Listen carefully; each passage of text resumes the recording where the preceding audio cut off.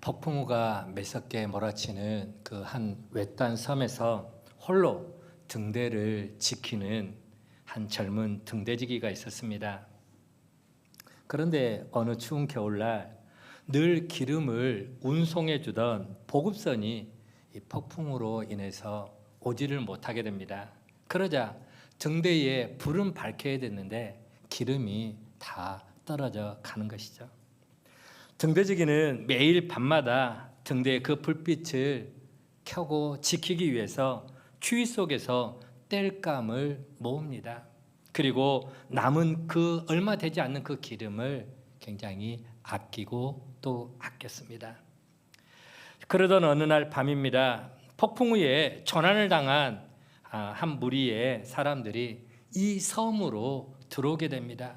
들어와서 자신들의 젖은 옷을 말리고 또 몸을 녹여야 되니까 난로에 기름을 넣어달라라고 부탁을 하는 거죠.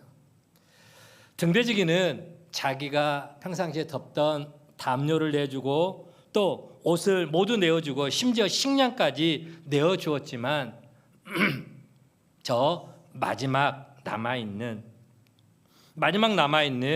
얼마 되지 않는 기름만은 절대 내어줄 수가 없다라고 그 기름을 지키게 됩니다.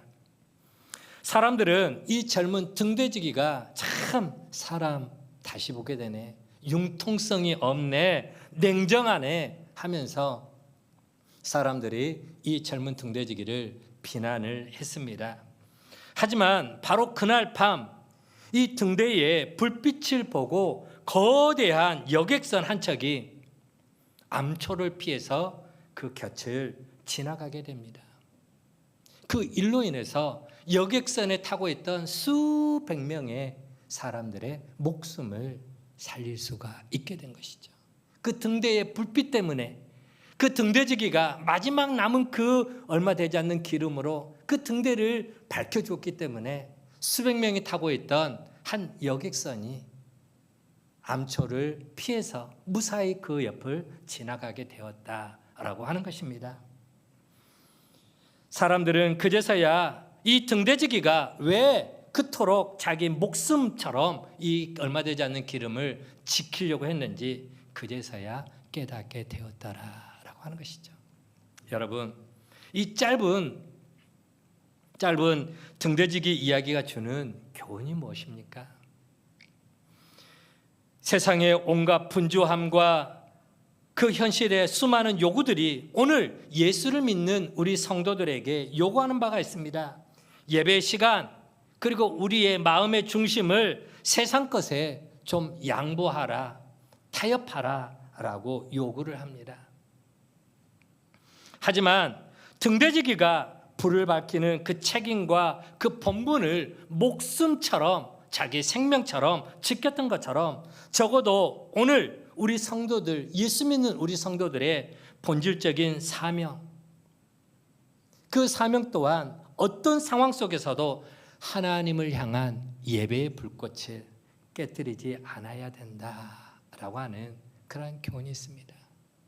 등대지기가 다른 것은 다 내주어도 마지막 등대를 밝힐 이 기름만큼은 내가 내 목숨처럼 지켜야 된다라고 한 것처럼 적어도 예수 믿는 우리 신앙인들이 세상의 온갖 요구 앞에서 우리가 하나님을 향한 이 예배의 자리, 예배를 지키는, 예배를 드리는 이 본분의 이 귀한 사명만큼은 우리가 목숨처럼 지켜나가야 된다라고 하는 귀한 교훈을 주고 있는 것이죠. 좀 오래된 한 권의 책입니다. 예배의 감격에 빠져라 라고 하는 김남준 목사님의 책이죠. 지금 목사님이 이제 은퇴를 하셨는데요. 오래전에 쓰신 이 예배의 감격에 빠져라 라고 하는 그 책에 보면은 하나님 앞에 드리는 이 예배 시간에 일부 교인들에게서 행해지는 잘못된 예배 그 태도를 다음과 같이 안타까운 마음으로 지적을 하고 있습니다. 어떤 모습이냐? 한번 잘 들어보세요. 졸음으로 시작해서 축도할 때 깨어나는 수면제 예배, 예배를 시작하자마자 일단 눈을 감습니다. 그리고 목사님 축도 다 끝나면은 이제 사람들 웅성웅성하면 그때 집에 가는가 보다 하고 그때 깨어나는 수면제 예배. 예배 시간이 언제 끝나는가 계속해서 시계 바늘만 쳐다보다가 정치는 맥 빠진 예배. 설교는 외면하고 휴대폰 삼매경에 영혼을 퐁당 빠뜨려버리는 폰당 예배. 잘 지었죠? 폰당 예배. 설교 제목 하나 기억하지 못한 채 예배 마치게 되는 기억상실증 예배. 하나님의 말씀은 뒷전이고 처음부터 끝까지 옆 사람과 수근수근거리면서 이야기 꽃을 피우는 수다방 예배. 참 어떻게 이렇게 표현을 잘 했을까요? 그렇죠? 그런데 여러분, 오늘 우리가 하나님 앞에 예배를 드리는 오늘 우리의 모습은 어떤 모습인가라고 하는 것이죠. 하나님 앞에 드리는 이 예배 시간에 적어도 우리가 말씀에 집중하고 예배에 집중하고 내가 하나님을 만나겠다고 하는 그런 사모하는 그 마음이 우리 가운데 있어지기를 간절히 소망을 드립니다. 물론 오늘 현대교회의 가장 큰 위기, 예배의 부재라고 이야기를 하죠. 하지만 가는 곳곳마다 수없이 많은 예배당이 줄지어 있고요. 또 교회마다 참 수준 있고 아름다운 찬양을 하나님께 올려드리는 찬양대도 있습니다. 그런데 수많은 예배의 그 자리에 영적인 감동과 생동감이 넘치는 그런 예배를 드리는 교회가, 그런 예배를 드리는 교회를 찾기가 결코 쉽지가 않더라라고 하는 것입니다. 하나님께 드리는 예배는 교회의 절대적인 사명이고 본질 중에 본질인 것입니다. 하지만 예배의 동력선이 끊겨져 버리는 그런 교회는 바다에 좌초된 배와 같이 이미 힘을 잃고 죽은 그러한 상태와 다름이 없습니다. 저 그림을 한번 보십시오. 그림을 보면은 앞에서는 뜨겁게 손을 높이 들고 찬양하고 감격적인 예배를 드리지만 한쪽에서는 졸고 있고 휴대폰 보고 있고 옆 사람과 수근수근거리고 이런 잘못된 예배 태도를 이제는 좀 벗어나야 되지 않겠나라고 하는 것이죠. 오늘날 한국교회 많은 예배 드리는 그 모습 속에서 이런 안타까운 모습들이 너무나 많이 보여지고 있다라고 하는 것입니다. 여러분, 오늘 우리가 하나님의 성전에 나와 예배 드리는 거, 예배 시간 지키는 거 물론 생명처럼 소중하게 여기고 귀하게 여겨야 됩니다. 드리는 게 중요하죠. 그러나 그것보다 더 중요한 게 있습니다. 그게 뭘까요? 바로 내가 하나님 앞에 어떠한 자세를 가지고 어떠한 모습을 가지고 하나님께 예배를 드리는가라고 하는 것입니다. 오늘 우리가 하나님께 드리는 예배가 하나님을 기쁘게 하지 못하고 하나님이 받으심직한 영광스러운 예배가 되지 못한다면 그런 예배는 하나님하고는 아무런 상관이 없는 형식적인 죽은 예배, 한낱 인간들의 모임에 불과하다라고 하는 것입니다.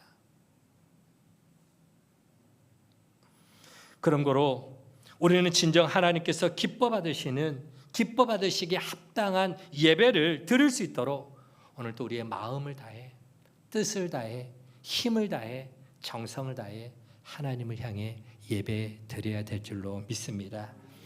한마디로 예배에 목숨을 거는 신앙인이 되자라고 하는 것이죠. 한번 따라해 볼까요? 예배에 목숨을 거는 신앙인. 예배에 목숨을 걸 줄 아는 그런 신앙인의 자세가 되자라고 하는 것입니다.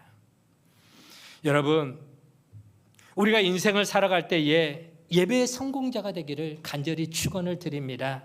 창세기 4장 보면은 참 예배와 관련된 두 인물이 상징적으로 나오고 있지 않습니까? 가인과 아벨의 제사가 나옵니다. 하나님은 가인의 그 드리는 제물과 예배를 받지 않았습니다. 제사를 받지 않았습니다. 그리고 아벨과 그 아벨이 드리는 예물을 기뻐 받으셨죠. 가인의 예배를 왜 받지 않았을까요? 가인의 하나님 앞에서 드려지는 그 삶의 태도가 이미 하나님이 받으시기에 이미 그릇됐다라고 하는 것이죠. 성경을 자세히 한번 읽어보십시오. 가인과 그 예물을 받지 않으셨다라고 하는 거예요. 앞에 누가 나옵니까? 가인이 어떤 삶을 살았는가, 어떤 모습으로 하나님 앞에 서 나가는가, 삶의 예배가 엉망이었다라는 것이죠. 하나님 앞에 성전에 나와 예배 드리기 이전에 그의 삶의 내용을 보면은 거짓말하고 사기치고 욕심부리고 남하고 늘 싸우고 시기하고 질투하고 미워하고 이런 삶이 엉터리인 그런 모습으로 하나님 앞에 나와 예배 드린다고 제물 드린다고 그런 모습을 이미 하나님은 안 받으시겠다고 하는 것이죠. 가식적인 모습, 형식적인 모습. 그러나 아벨의 삶을 하나님이 이미 받으신 거예요. 아벨과 그리고 그의 드리는 예물을 받으셨더라. 예물의 그 내용이 어떤 건지 그게 중요하지 않습니다. 예물의 내용이 중요한 게 아니라 어떠한 삶의 자세를 가지고 하나님 앞에 나아가느냐, 그게 제일 중요하다라고 하는 것이죠. 여러분, 우리는 가인과 아벨의 예배에서도 알 수 있는 것처럼 예배에 실패하면 인생에도 실패하고요, 예배에 성공하면 인생에도 성공한다는 사실을 믿으시기를 바랍니다.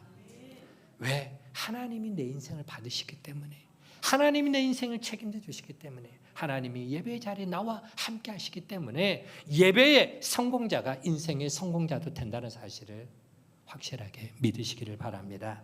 하나님은 지금도 우리 가운데 오늘 요한복음 4장의 말씀처럼 하나님을 참되게 예배하는, 바르게 예배하는 예배자를 찾고 계시는 줄 믿으시기를 바랍니다. 자, 그러면은 오늘 하나님이 받으시는 성공적인 인생, 성공적인 참된 예배를 드리는 사람은 어떤 사람인가? 몇 가지 함께 살펴보고자 합니다. 첫 번째로 예배가 삶의 중심이 되는 사람입니다. 한번 같이 따라해 봅시다. 예배가 삶의 중심이 되는 사람. 저 앞에 나와 있는 그림처럼 이스라엘 백성들이 출애굽 후에 이제 광야를 행진할 때에 항상 앞서가지 않았습니다. 하나님보다 먼저 가지 않았습니다. 뭐가 앞서갑니까? 제사장들이 하나님의 법궤를 앞에 메고 행진을 합니다. 그러면 이스라엘 백성들은 그 법궤 뒤에 따라가는 거예요. 법궤 뒤에. 때로는 하나님의 임재를 상징하는 그 법궤를 따르다가 그 법궤가 가다가 잠깐 그 자리에 멈추게 되면, 그리고 그곳에 머물게 되면은 이스라엘 백성들은 그 법궤를 중심으로 해서 사방으로 텐트를 치면서 함께 머무르게 됩니다. 그래서 이스라엘의 12지파는 동서남북 사방으로 각각 3지파씩, 동쪽에 3지파, 서쪽에 3지파, 북쪽에 3지파, 남쪽에 3지파, 12지파가 하나님의 법궤를 중심으로 그들이 텐트를 쳤더라, 장막을 쳤더라라고 하는 것이죠. 이처럼 이스라엘 공동체 중심에는 항상 하나님의 법궤가 있었습니다. 하나님의 법궤는 뭘 상징합니까? 하나님의 임재를 상징합니다. 여러분, 이것은 오늘날 무엇을 뜻하는 말씀일까요? 바로 예수 믿는 구원받은 우리 신앙인 앞에는 언제나 우선순위 1번이 뭐가 되어야 된다? 예배가 되어야 된다. 예배 중심적인 삶이 되어야 된다라고 하는 것이죠. 우리 삶의 중심에 언제나 하나님을 향한, 하나님과 교제하는, 하나님의 임재 안에 거하는 예배가 있어야 될 줄로 믿습니다. 출애굽기를 보면은 이스라엘 백성들이 법궤를 지킨 게 아닙니다. 법궤가 이스라엘 백성들을 지키고 그들의 인생을 인도해 나간 것이죠. 다시 말하면은 예배가 이 험난한 영적 전쟁터와 같은 세상에서 우리로 하여금 승리하도록, 우리로 하여금 하나님의 자녀로 살아가도록 힘과 지혜와 능력을 덧입혀 주는 것, 그게 바로 예배다라고 하는 것입니다. 여러분, 다시 말씀드립니다. 우리가 예배를 지키는 게 아닙니다. 우리가 예배를 지키는 게 아니라 예배를 통해서 하나님이 우리의 삶을 지켜주신다는 사실을 믿으시기를 바랍니다. 예배를 통해서 우리는 하나님의 은혜를 흡족하게 바라 누리게 됩니다. 예배를 통해서 하나님이 언제나 우리와 함께 계심을 우리는 믿게 되는 것입니다. 미국의 제39대 대통령인 지미 카터 대통령, 우리가 너무나 잘 아는 예화입니다. 그 대통령은 대통령 재임 시절에도 주일만 되면은 어디로 향하느냐? 경비행기를 타고 백악관이 있는 워싱턴에서 자기 고향 조지아주로 이렇게 날아갑니다. 뭐 하기 위해서요? 예배를 드리기 위해서. 거기서 그는 늘 자기가 맡았던 주일학교 아이들에게 성경 공부를 가르치고 또 예배를 드린 다음 그 다음에 또 자기 업무 자리인 워싱턴으로 다시 날아왔다라고 하는 것이죠. 그런데 여러분, 이것은 비단 카터 대통령의 그런 모습만이 아니라 하나님의 자녀된, 하나님의 백성된, 하나님께 선택받은 하늘의 시민권을 가진 오늘 우리 성도들의 모습도 되어야 될 줄로 믿습니다. 여러분, 우리는 때로 여행을 가는 경우들이 있죠. 오늘 휴가차 저희 교회 오신 분도 있고 우리 성도님들도 휴가를 받아서 또 타지에 가 계시는 분들도 있습니다. 그런데 우리가 여행을 하다가도 주일이 되면은 어디로 가야 됩니까? 주일이 되면은 물놀이 하고 있어야 됩니까? 주일이 되면은 내가 예배를 드릴 예배 장소를 찾아야죠. 그게 고향 교회든 아니면은 내가 쉬고 있는 그 휴양지이든 그 지역에 내가 가야 할 교회가 어딘가를 찾아봐야 돼요. 그래서 자녀들과 함께, 가족들과 함께 그곳에 나가서 하나님을 향하여 예배를 드려야죠. 그게 하나님의 백성이 되는 그 정체성입니다. 그렇죠? 또 일을 하다가도 주일이 다가오면은 우리의 발걸음을 예배당으로 향할 수 있는, 돌이킬 수 있는 믿음이 필요합니다.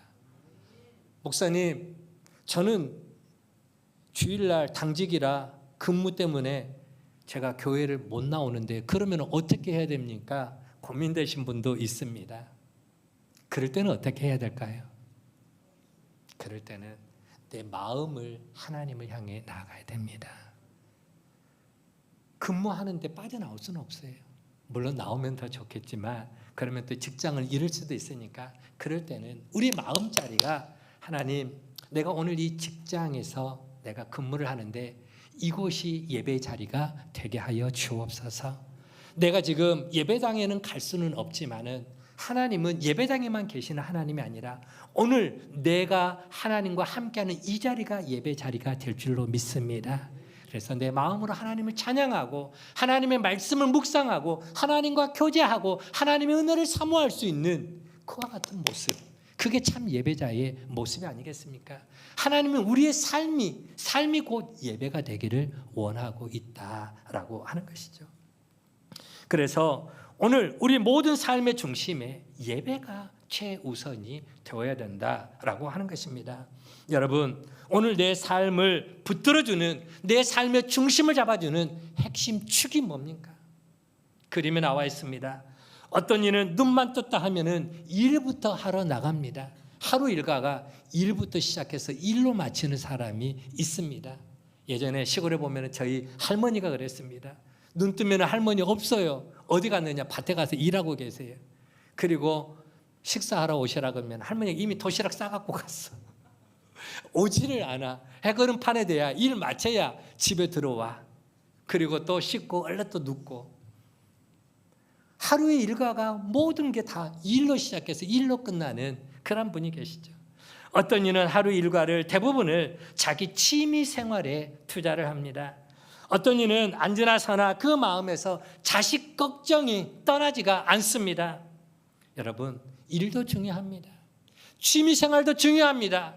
자식도 중요합니다. 그러나 이 모든 것들을 가능하게 하는, 지켜주시는 분은 누가 지켜주시는 겁니까?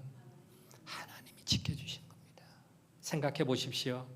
하나님께서 건강을 지켜주셔야 나가서 일할 수 있는 것 아닙니까? 건강이 안 따라주는데 무슨 일을 하고 무슨 직장을 다닐 수가 있겠어요? 오늘 내가 직장에서 열심을 품고 우리 가족들 생계를 책임지며 나아가서 일할 수 있는 그 건강을 누가 붙들어 주시는 겁니까? 하나님이 우리의 건강을 지켜주시는 것 아닙니까? 하나님께서 내게 은혜를 주셔야 내 삶의 취미생활도 내가 누릴 수 있는 것이고, 하나님께서 나의 소중한 자식들을 눈동자같이 지켜주셔야 근심이 없는 평안한 삶을 누릴 수가 있는 것입니다. 때문에 오늘 우리 삶의 중심축은 바로 하나님을 향한 예배가 되어야 될 줄로 믿습니다. 예배가 우리 인생의 중심을 잡아주지 못하면요, 늘 우리는 흔들릴 수밖에 없습니다. 흔들릴 수밖에 없고 휘청거리는 삶을 살게 되는 것이죠. 오늘은 이 교회 갔다, 내일은 저 교회 갔다, 다음 주에는 어느 교회로 가야 될까? 항상 뿌리를 내리지 못하고 여전히 휘청거리고 방황하고 배회하는 그와 같은 모습들, 결국 인생의 실패자가 될 수밖에 없습니다. 여러분, 이제 오늘 우리의 삶의 중심에 항상 삶의 첫 번째 우선순위가 예배가 되어지기를 주의 이름으로 간절히 축원을 드립니다. 예배가 내 삶을 움직여 나가는 원동력이 되어야 되는 것입니다. 두 번째 교훈입니다. 참된 예배를 드리는 신앙인은 하나님께 최선을 다해 예배를 드리는 삶의 모습이 되어야 되는 것이죠. 어떤 모습으로 예배 드려야 된다고요? 최선을 다해서. 오늘 본문에도 뭐라고 말씀합니까? 하나님은 영이시니 예배하는 자가 영과 진리로 예배할지니라. 영과 진리로 드리는 예배는 어떤 예배입니까? 가식과 거짓이 없는 정말 어린아이와 같은 순수한 믿음의 자세로 하나님께 드리는 예배를 말합니다. 내 마음과 내 또 영혼과 내 몸 최상의 컨디션으로 끌어올려서 드리는 그와 같은 하나님께 전심으로 드리는 예배. 밤새도록 영화 보고 TV 보고 게임하고 놀다가 예배 시간에 오면은 어떤 모습일까요? 좋을 수밖에 없죠. 밤새도록 일하다가 교회 와서 예배한 거 피곤해서 졸음을 이겨낼 수가 없습니다. 버텨낼 수가 없습니다. 내 컨디션을 조절을 해야 되는 거예요. 컨디션. 학교 다닐 때도 그렇잖아요. 학교 다닐 때 보통 수업 시간이 50분입니다. 중간에 뭐가 있습니까? 휴식 시간이 있죠. 그 휴식 시간에 친구들과 어울려서 막 밖에 나가서 막 땀 흘리고 뭐 꽁차고 놀고 하면은 수업에 집중이 될까요? 집중이 안 돼요. 그러면 수업 시간에 자울자울하고 힘이 쭉 빠져가지고 선생님이 무슨 말씀을 하는지 귀에 들어오지를 않아요. 가급적이면은 쉬는 시간에는 차 한잔 하거나 아니면 잠깐 엎드려서 잠깐 엎어져 있다 보면은 깊이 자면 안 되죠. 잠깐 엎드려 눈 좀 붙이고 있다면 굉장히 영이 맑아집니다. 정신이 맑아집니다. 그러면 또 내가 수업에 집중할 수 있는 집중력들이 생기게 되는 것이죠. 하나님 앞에 나와 예배할 때도 내가 내 컨디션이 흐트러지지 않도록, 내 몸이 흐트러지지 않도록 최상의 몸과 마음과 영혼의 최상의 컨디션을 가지고 예배를 해야 되는 것이죠. 특히나 영과 진리로 하나님을 예배하라고 했습니다. 성경은 말씀합니다. 하나님은 어떤 분이다? 영이시니. 여러분, 영은 영과 영으로 통해야 됩니다.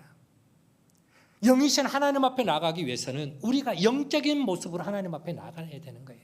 다시 말하면 성령의 인도하심이 있어야 됩니다. 성령의 도우심이 있어야 되는 것이고요. 진리는 뭐냐? 진리는 예수 그리스도를 말합니다. 진리. 예수 그리스도의 그 십자가의 피 묻은 복음을 힘입고 그 은혜를 힘입고 하나님 앞에 나가는 것이죠. 죄인으로서 죽을 수밖에 없는 인생이지만, 가히 하나님 앞에 나갈 수 없는 죄인이지만, 그럼에도 예수 그리스도가 당신의 몸을 찢어서 하나님과 우리 사이에 길을 열어주셨잖아요. 휘장을 찢어주셨잖아요. 그 피 묻은 십자가의 은혜를 힘입고 우리가 하나님 앞에 나아가 예배를 드리는 것입니다. 그 영과 진리로 하나님 앞에 나아가 예배를 드린다는 것은 성령의 인도함을 받고 십자가의 그 피 묻은 복음을 의지해서 하나님 앞에 나아가 전심으로 예배하는 것, 이게 바로 영과 진리로 하나님 앞에 예배하는 것이다 라고 하는 것이죠. 여러분, 우리가 하나님께 예배를 드릴 때에 정말 정성된 예배가 필요합니다. 만약에 여러분들이 청와대에 초청장을 받아서 대통령을 만나러 간다라고 한번 생각을 해보십시오. 초청장을 받아드는 그 순간 우리의 마음은 어떤 마음이 들겠습니까? 어떤 마음이 들까요? 그렇죠. 마음이 설레겠죠.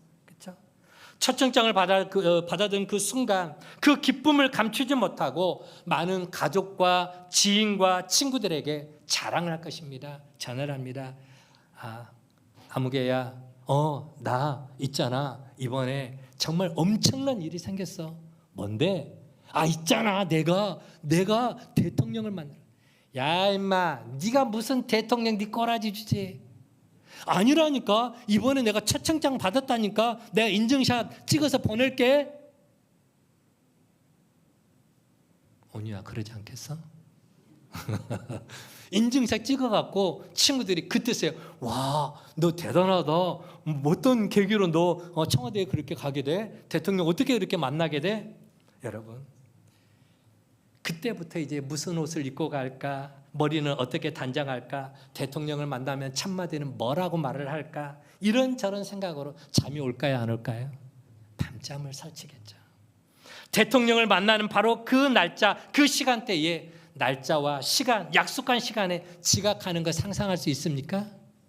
상상할 수도 없죠. 누구를 만나러 가는 거예요? 대통령을 만나러 가는 것입니다. 날짜를 어긴다? 시간을 어긴다?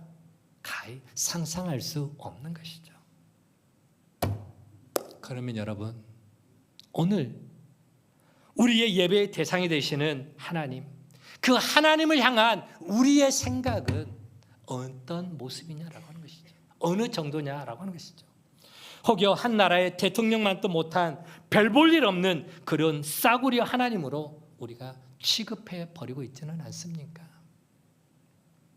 눈에 보이지 않는다고 아무런 가치도 느끼지 못하는, 그래서 아무렇게나 예배 드려도 된다는 그런 하나님으로 너무나 가볍게 싸구려 취급해 버리고 있지는 않느냐라고 하는 것이죠. 여러분, 우리가 믿는 하나님은 결코 우리가 싸구려 취급해도 되는 그런 하나님, 별 볼 일 없는 무가치한 그런 하나님도 결코 아닙니다. 여러분이 믿는 하나님은 어떤 하나님입니까? 오늘 우리가 믿는 하나님은 어떤 하나님입니까? 한 나라의 대통령만도 못한 하나님입니까? 한 나라의 대통령만도 가치가 떨어지는 그런 하나님입니까? 여러분, 그분은 말씀으로 우주 만물을 창조하신 창조주십니다. 그분은 우리의 인생, 즉 생사 화복을 주관하시는 전능하신 하나님이십니다. 사람을 세우기도 하지만 사람을 패하기도 하죠. 높이기도 하시고 낮추기도 하고 가난하게도 하고 부하게도 하시고 죽이기도 하시고 살리기도 하시는 그 하나님, 바로 그 하나님이 저와 여러분이 믿고 의지하는 하나님 아닙니까? 하나님은 오늘 저와 여러분과 더 깊이 사귐을 갖기를 원하십니다. 우리에게 복 주시기를 기뻐하셔서 어쩔 줄을 몰라 하시는 참된 예배자를 찾기를 원하십니다. 우리 말씀 한 구절 읽어보도록 하겠습니다. 스바냐 3장 17절 말씀인데요, 우리 큰 소리로 같이 한번 읽어보도록 하겠습니다. 함께 읽습니다. 시작. 너의 하나님 여호와가 너의 가운데 계시니 그는 구원을 베푸실 전능자시라. 그가 너로 말미암아 기쁨을 이기지 못하시며 너를 잠잠히 사랑하시며 너로 말미암아 즐거이 부르며 기뻐하시리라 하리라. 아멘. 여러분, 오늘 우리를 향한 우리 하나님의 마음이 어떻다라는 겁니까? 우리 김원창 장로님을 향한 우리 하나님의 마음이 어떻다라고 말씀하고 있습니까? 우리를 사랑하시고 이처럼 우리가 좋아 어쩔 줄을 몰라 하시는 그 하나님 앞에 오늘 예배를 드리러 나왔습니다. 그 하나님 앞에 예배 드리러 나온 오늘 우리의 모습은 어떠하냐라고 하는 것이죠. 아무런 준비도 없이 아무런 정성도 없이 그저 그런 형식적인 모습으로 예배를 아무렇게나 드려도 된다라는 말입니까? 아무 생각 없이 그냥 시간 때우다가 가는 그런 예배가 되어야 되겠습니까? 그렇습니다. 우리가 하나님께 드리는 예배는 대충이 아니라 형식적으로 드리는 예배가 아니라 영과 진리로 정말 온 마음 다해 최선을 다한 예배가 되어야 될 줄로 믿습니다. 우리가 하나님께 예배를 드릴 때에 하나님께 올려드리는 그 찬양이 우리의 입술만의 노래가 아니라 진심 어린 우리의 신앙의 고백이 되어야 된다는 것이죠. 우리 새노래 찬양대 오늘 너무나 은혜롭게 찬양을 잘해 주었는데요. 하나님은 우리의 기교를 보기를 원하는 게 아닙니다. 우리의 중심에서 우러나오는 정말 그 하나님을 향한 우리의 믿음의 고백, 신앙의 고백을 받기를 원하시는 거예요. 하나님 앞에 우리가 기도할 때에 그 기도가 하나님이 들으시고 계시는, 하나님이 받으시는, 하나님이 연락하신다는 그런 감격으로 우리가 하나님 앞에 기도도 드려야 되는 거예요. 누가 듣든지 말든지 그냥 아무렇게나 쏟아내는 그런 기도가 아니라 나의 작은 신음까지도 하나님은 듣고 계신다니까요. 그 하나님 앞에 내가 드리는 그 기도, 마음을 다해서 드리는 기도가 되어야 되지 않겠습니까? 하나님 앞에 드리는 예물도 마찬가지입니다. 하나님 앞에 내가 예물을 드릴 때 그 하나님이 예물의 그 많고 적음을 떠나서 어떤 중심으로 어떤 마음으로 어떤 모습으로 내가 하나님 앞에 예물을 드리느냐. 하나님은 우리가 예물을 드리는 그 태도를 보기를 원하시는 것이죠. 말씀을 들을 때도 마찬가지입니다. 저 말씀은 나에게 주시는 축복의 말씀으로 내 삶을 반듯하게 만들어주시는 살아계신 하나님의 음성으로 들을 수 있어야 되는 것이죠. 오늘 또 조한주 목사가 설교를 뭘 준비를 했는가, 오늘 또 은혜스러운 설교를 하는가, 은혜 없는 설교를 하는가, 시간이 오바되는데 시간이 짧은데 그런 거 평가하러 이 시간 앉아있는 게 아니에요.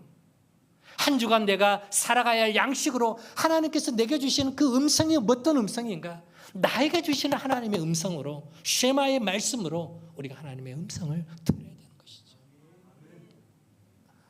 사랑하는 우리 믿음의 가정 여러분, 하나님께서는 오늘 또 영과 진리로 최선을 다해서 드리는 참된 예배자를 찾고 계십니다. 그리고 최선을 다해서 준비하고 예배를 드리는 자에게 앞으로 나아갈 생명의 말씀을 밝히 보여주시고 오늘 또 우리로 성공적인 인생을 살아가도록 하나님이 길을 열어주시고 도와주심을 믿으시기를 바랍니다. 마지막 세 번째로 예배에 목숨을 거는 참된 예배자는 그 예배를 통해서 임하는 축복을 체험하게 되는 것입니다. 우리가 하나님께 드리는 예배를 내 삶의 최우선순위에 두면은 하나님도 가만히 있지를 못하십니다. 여러분 한번 따라해 볼까요? 내가 하나님을 1순위에 두면은 하나님도 나를 몇 순위에 둘까요? 몇 순위? 똑같지 않겠어요? 내가 하나님을 우리 집에 키우는 애완견보다 반려견보다 못하게 여기면은 하나님의 마음은 어떻겠어요? 너는 나를 그렇게 대하는데. 성경에 자세히 읽어보세요. 네가 사람들 앞에서 나를 시인하면 내가 하나님 앞에서 너를 시인할 것이고, 내가 사람들 앞에서 나를 부인하면 나도 하나님 앞에서 너를 부인할 것이다. 예수님의 말씀이 있잖아요. 내 삶의 우선순위가 어디에 있느냐라고 하는 것입니다.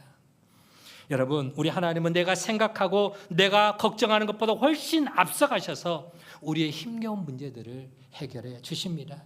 예배를 통해서 때를 따라 돕는 풍성한 은혜와 축복으로 함께하여 주심을 믿으시기를 바랍니다. 투레너라고 하는 한 건축 설계사가 있었습니다. 그는 여러분들처럼 우리처럼 예수님을 믿는 독실한 크리스찬이었습니다. 그런데 그에게 어느 날 제법 큰 건물을 설계해달라고 하는 의뢰서가 부탁이 하나 들어왔습니다. 트레너는 간만에 좋은 기회를 맞이했는데 근데 어찌된 영문인지 좀처럼 그 건물에 대한 어떻게 설계를 해야 될 것인가, 어떻게 멋진 건물을 설계해야 될 건가 좋은 구상이 떠오르지가 않는 거예요.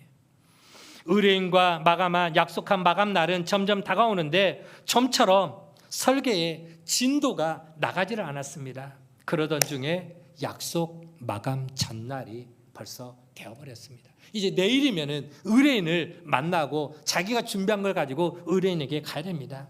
깊은 고민에 빠져 있었는데 마침 그날 밤이 수요 예배 시간이었습니다. 수요 기도의 시간이었습니다. 트레너는 예수 믿는 독실한 크리스찬이었기 때문에 너희는 먼저 그의 나라와 그의 의를 구하라. 그 말씀을 마음속에 떠올리면서 자기의 힘으로 도무지 어찌 해볼 수 없는 이 고민거리를 하나님께 맡기기로 그렇게 다짐을 합니다. 그리고 그날 밤 수요 예배를 드리기 위해서 교회로 향했습니다. 그런데 그날 밤 하나님께서 그의 믿음과 정성 어린 예배를 기쁘게 보시고 그의 문제에 하나님이 간섭해 주시기 시작을 했습니다. 그의 고민거리를 해결해 주셨는데 예배를 마치고 그의 집에 돌아와서 책상 머리에 앉았는데 하나님께서 그 건물에 대한 아주 비상한 아주 훌륭한 그러한 구상을 할 수 있도록 영감을 허락해 주셨다라고 하는 거예요. 영감이 떠올랐다.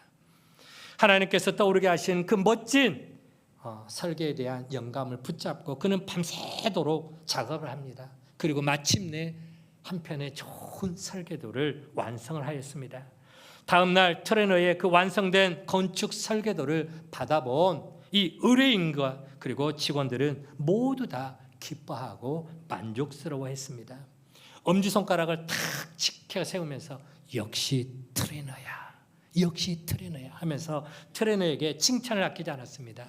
그때 사람들이 역시 트레너야 라고 하면서 칭찬을 아끼지 않을 때 트레너의 마음속에 어떤 마음이 떠올랐을까요? 역시 하나님이셔. 역시 하나님이야. 누가 지혜를 주셨어요? 누가 영감을 주셨어요? 그렇죠. 하나님께서 그 영감을 주셨기 때문에 그렇게 멋진 작품을 그려낼 수가 있었더라. 그래서 사람들이 자기에게 칭찬하는 것을 그는 반사해서 하나님께 역시 하나님이셔. 하나님께 영광을 다시 돌려드렸습니다. 여러분, 우리는 적어도 예배에 있어서만큼은 실패자가 아닌 성공자가 되어야 될 줄로 믿습니다. 그러면 하나님이 트레너처럼 오늘도 우리의 삶을 책임져 주실 것입니다. 예배를 소중히 여기고 예배에 집중할 때 그 가운데 하나님의 임재를 경험할 것이고 그리고 하늘의 복을 덧입게 될 줄로 믿습니다. 미국의 유명한 신학자이자 목회자인 에이든 토저 목사님이 계십니다. 그가 쓴 예배라고 하는 그 책에 보면은 저런 내용이 있습니다. 같이 한번 읽어봅니다. 시작.